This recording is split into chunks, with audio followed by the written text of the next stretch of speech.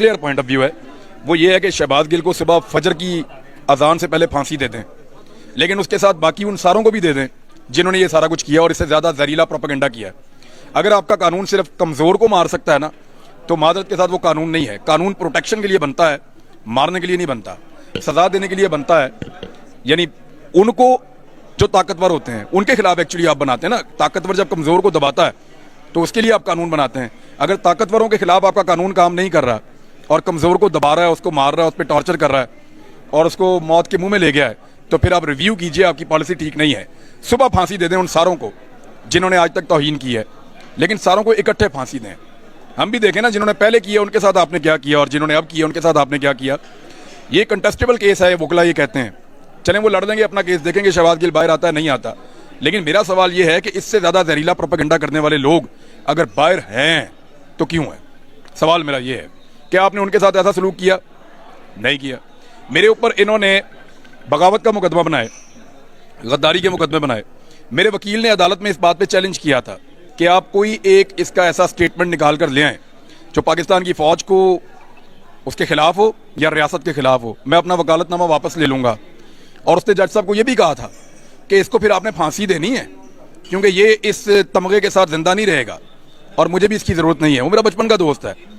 तो बात यह है कि झूठा इल्ज़ाम लगाकर किसी को आप फंसा लें और कहें कि ये बागी है, जैसे मेरे साथ किया, जैसे अरशद शरीफ के साथ हो रहा है, जैसा साबिर शाकिर के साथ हो रहा है।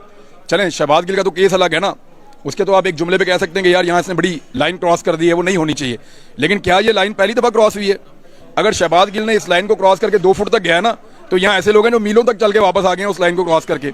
उनको आपने क्यों नहीं पकड़ा? उनको आपने सजा क्यों नहीं दी? उनको आपने उल्टा लगा के डंडे क्यों नहीं मारे? उनको आपने बैद के डंडों के साथ मार मार के निशाने इबरत क्यों नहीं बनाया? वो आज वेंटिलेटर के ऊपर अस्पतालों में क्यों नहीं पड़े हुए? सवाल तो हम पूछेंगे ना, इतनी सी बात है। अच्छा मुझे बताएं, इस हालत में उनका जिस्मानी रिमांड दिया जाता है, क्या ये ज्यादती नहीं है? देखें एक तरफ हयात सादिक स्टेटमेंट देते हैं, ख्वाजा साद रफीक, ख्वाजा आसफ, नवाज शरीफ, मरियम नवाज, मौलाना फजल रहमान, कोई नाम पीडीएम में नहीं है जिसने ना दी हो। तो उनको याद रखना, मैं आपको एक बात बड़ी क्लियर कर दूं, शहबाज गिल को इंसाफ अदालत से मिलेगा और कहीं से नहीं मिलेगा। आप लाख शिकवे करें, लाख गिले करें, लाख आप एतराज़ करें, मुझे भी इंसाफ अदालत से ही मिला था, उसको भी अदालत से इंसाफ मिलेगा।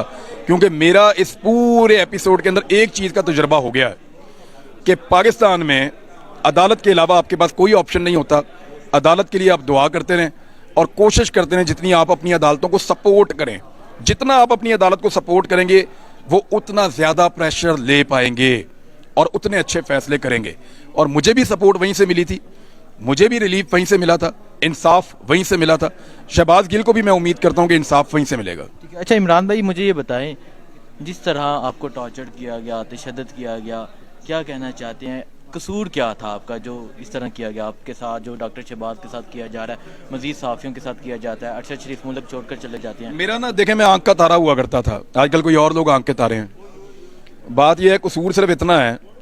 और देखें ऐसा नहीं है, ऐसा नहीं है कि मैंने कोई उनके कहने के ऊपर कभी कोई गलत काम किया हो। जिन लोगों का आज वो ताल्लुकात इंजॉय कर रहे हैं ना, ये कल आंखों के तारे दिन में तारे दिखाएंगे, आप देखेंगे इंशाल्लाह, और ये हम खुद इसका विटनेस होंगे। मैंने उस दौर में भी जो भी किया अपनी मर्जी से किया। अगर मुझे किसी ने कोई वीडियो दिखाई, कोई सबूत दिखाए, कोई ऑडियो दिखाई, कोई फाइल दिखाई, मैंने उसको पढ़ा, उस पर रिसर्च की, अपना टाइम लिया। 2-2, 3-3 महीने के बाद मैंने पहले अपने आप को कायल किया और उसके बाद फिर मैंने एक नैरेटिव के ऊपर काम शुरू किया जो मुझे लगा ठीक है मेरे मुल्क के लिए। मैंने ऐसा नहीं हुआ कि मुझे आज कोई चीज़ दे दी और इसी वक्त मैं शुरू हो गया, नहीं, मैंने पहले भी टाइम लिया था, मैं अब भी टाइम लूँगा। ऐसा नहीं हो सकता कि आप अचानक कहें कि अब ये तमाशे वाले बंदर तो नहीं है ना लोग, या कोई पुतली तमाशा तो नहीं है कि आपने इधर वाली डोरी खींची और बंदे की ये वाली टांग ऊपर हो गई और ये वाली डोरी खींची तो हाथ उठ के जो है वो सर के ऊपर चला गया। ऐसा नहीं होगा। ये दिमाग वाले लोग हैं, ये सोचेंगे, एनालिसिस करेंगे, फैसला करेंगे, उसके मुताबिक फिर अपनी राय कायम करेंगे और फिर अपनी जर्नलिज्म को आगे बढ़ाएंगे। अब मेरा कसूर ये है कि मैं एकदम यस सर ना पहले कहता था तो ना अब कहता हूँ, और मेरा जो सोचने का नज़रिया है वो बहुत ताकतवर लोगों के सोचने के नज़रिए के साथ सिंक नहीं कर रहा for the time being. India के मामले पे हमारा नज़रिया बड़ा सिंक करता है, कश्मीर के मामले पे हमारा सोच बहुत सिंक करती है, और पाकिस्तान को आगे बढ़ाना है, पाकिस्तान की तरक्की के मामले पे हमारी सोच बड़ी सिंक करती है।